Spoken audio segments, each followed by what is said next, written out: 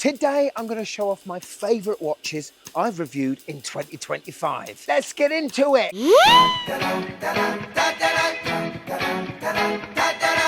Yes, and welcome to the Mad Watch Collector channel. I cannot believe we have had another year. It's unbelievable. However, during that year, I have reviewed a lot of absolute bangers and a couple of not so bangers. Now, for me, there's no exact science when it comes to loving a watch. Sure, you can have specifications up the wazoo, and the lack of price definitely helps, but it's not just that gets my MWC tingles a-tingling. No, it needs to be a story behind the watch, why the watch was made. Is it a celebration of an anniversary? Is it influenced from another watch or two? And can I get behind the brand and be proud of wearing this watch? Today I'm wearing still my favourite watch of my collection, the Vertex MP45. I honestly don't think there's a better dial out there, certainly in the independent market, that's for sure. A beautiful mono pusher chronograph that was first designed back in World War II, from the brand to the looks to the story. And this watch is probably the main reason why I haven't got a Speedmaster in my collection. Anyway, let's get on with the show, shall we? Here are my favourite watches of 2025 that I've reviewed. Wait till the end, because that's my favourite watch of the year. Are you best watches of 2025 ready? Now, last summer, I took what I think is one of the best Casios that was released in 2025, and it wasn't really released in a massive fanfare, not even as big a fanfare as the Pink Panther Seiko 5 that's just been released. By the way, Seiko, thank you for the pink wafers. They were yummy. No, I'm talking about a Pro Trek, and in 2026, I definitely want to see more Pro Treks. Now, I took this watch on holiday to beautiful Cornwall, and I only took one watch. For a mad watch collector, that is insane. But the watch I took was the PRW 35, a watch that hadn't come out in the UK yet, and it's a bit confusing that it's actually come out at all still. For all intents and purposes, this is a watch that has the similar functionality of, let's say, a rangeman. It has a digital compass, altimeter, barometer, but it does it in a very slight and light package. Now, I've never felt a more premium and soft rubber strap as I have with this watch. Legibility was phenomenal, and this was the watch that Casio first gave us a phosphorescent dial, sort of lume for your digital watches, and it works similarly the same. Exposure to sunlight and you get a nice glow on the display, and the fact that you had a backlight as well. This was something different from Casio. You know, a lot of people think that they rest on their laurels and come out with vintage reissue after reissue. They don't. Trust me, they don't. But you've just got to dig a little deeper. So the next one is not only my favourite Seiko, I think that they've released this year, but yeah, it's got into my top best of the year, and that is my SPB 515 Speed Timer, a watch celebrating 50 years of chronograph loveliness. Although this is not a chronograph itself, it is inspired by all the great chronographs from the late 60s and early 70s. The dial is magnificent. This has an inner rotating friction-based bezel, but at 39.5 millimeters in diameter, I just think this is a perfectly formed watch using a 6R55 in-house automatic movement, the same movement that Seiko use in their King Seiko watches. But the bracelet is phenomenal, exclusive to this watch, and to top it all off, it's water resistant to 200 meters. It's not cheap at £850, but if this was a reissue of an old Seiko, you'd probably be spending £1,200 to £1,300. This watch does not have reissued tax on it, and that makes it an absolute gem in 2025. It's superb.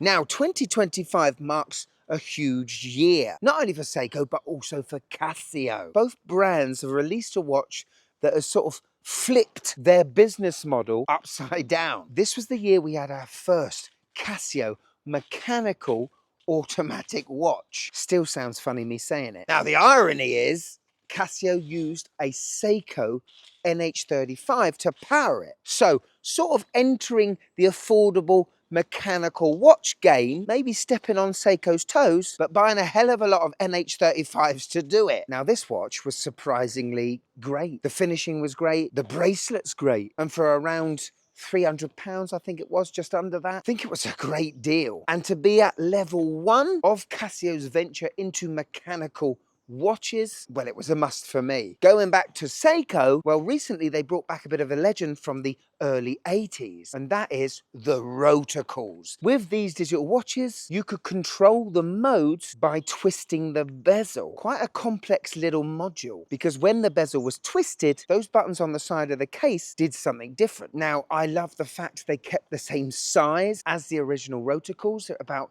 37 millimeters. Gave it a pretty decent bracelet, not something to write home about, but I just think it's fascinating that Seiko put a lot of money into making a digital release and Casio putting a lot of money into making a mechanical one. The hard question I thought about before I came out here to do this show, if I had the choice between this Casio mechanical watch, the EFK 100, or the rotical, I mean, I've got both, but if I had the choice of one, which one would I choose? Probably out of sheer fun and the fact that the module is made by Seiko, I think I'd probably go with the rotical. Those two releases have been great.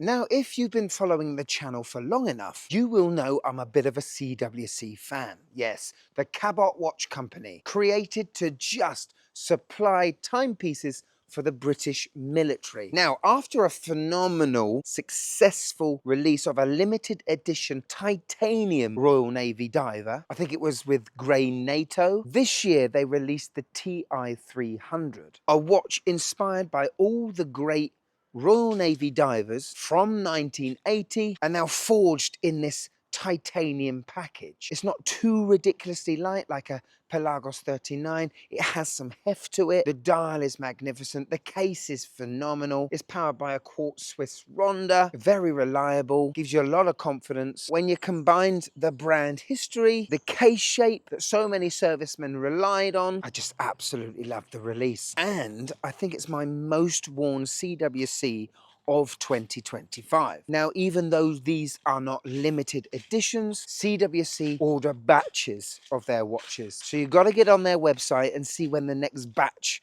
of these watches are coming out. But from an owner of 3, 4, 5 other CWCs, this one's awesome. Could you just click that like button, please? It really helps the channel. Thank you. Next up, it had to be done. G-Shock finally made a square with a memory in pixel display. I've had it for about a month now almost, and I haven't worn another G-Shock since. Now, unlike the GBD 200, this G Square has multiband 6 and is now solar powered, which is something that a lot of MIP lovers were hoping we were going to see with the GBD 200 down the line. Well, it turns out that they haven't done that with the GBD 200 at all. They've just given it a positive screen, which is cool. Anyway, the clever thing Casio have done is they've given us an old vintage, I say vintage, but a 7-segment display to mimic a digital G-Shock. But if you connect this via Bluetooth to your phone, you can change that display to make it look more modern. Well, my G-Shock has gone nowhere near a phone, and I've absolutely loved it. Now, the only thing it doesn't do is show you a 100th of a second timer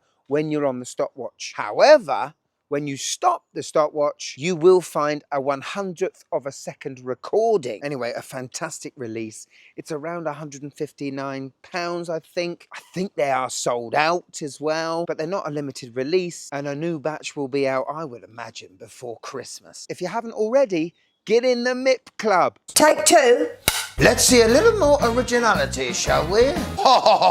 Now, before I show you the watch that I've loved the most and my favorite release of 2025, let's give some honorable mentions, shall we? We obviously have to talk about my Submariner, the 14060. I have absolutely loved wearing that watch. It bridges the gap between a vintage 5513 and the modern day Rolex without it looking too gaudy and glammy and show-offy. The watch wears beautifully on my wrist. You don't get a lot of text on the dial with these late 90s subs. Yes, the bracelet isn't fantastic, but I kind of love it. It does mark a big chapter in this channel's life 5 years of doing this channel. Where has that time gone? But when you realise that you could get a Hamilton khaki-filled mechanical back in 2020 for 350 quid, feels like a lifetime ago.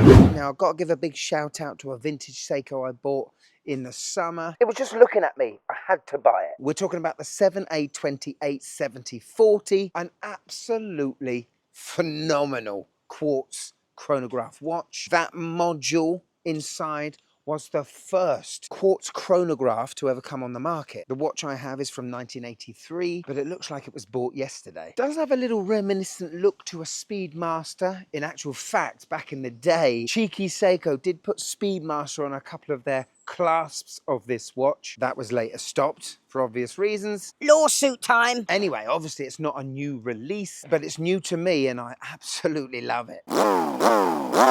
Right, we come to my final favourite watch of 2025, and it wasn't just the watch, but it was the whole experience of this brand. Meeting the owners, meeting the people that assemble the watches and ship them out, and going to their headquarters in Germany just to see how a good old-fashioned watch brand is run in 2025. I'm obviously talking about Hanhart, and I have got to say a huge thank you to TGV from the Urban Gentry, because if it wasn't for him recommending me, the Mad Watch Collector channel, to the brand, I may never have had that fantastic experience. Grazie. Anyway, the watch I am talking about is the iconic 417ES. Now, this is a watch that came out post World War II and was given a cult status because good old Steve McQueen bought one when he did his motorbiking around Germany. He wasn't given the watch, he actually bought it. Anyway, 2025 saw the release of a stunning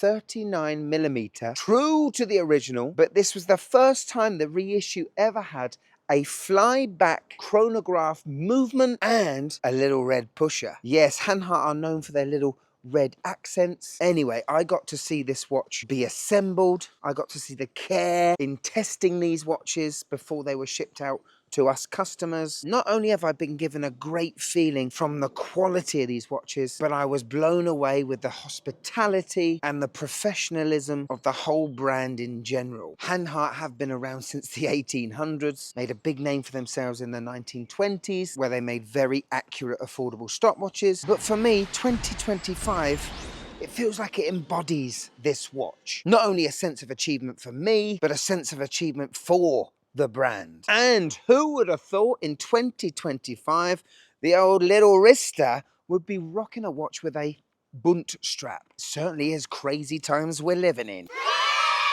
So there we go, my favourite watches I reviewed in 2025, and while I'm speaking right now, I thought I'd put in a few more. Remember, if you see a watch you like, I have done a review on it. And for a little bonus, if you watch till the end of most of these reviews, you will find out what my wife thought about the watches. Worth watching, to be fair. Thank you so much for watching till the end. If you want a bit more of the Mad Watch Collector channel, we've got a Patreon now. Behind the scenes footage, blooper reels, private group chat, see the shows earlier than anyone else, and get your name mentioned at the end of every show, like this lovely lot. But if I've got you here for a few more minutes, why don't you click this one? I mean this one. That one's empty, but this one, you'll love it. Go on, click it. Go on. I haven't got all day. Oh, I might have all day actually. If I'm looking at the old Vertex. Go on. Go on. Go on. Click it.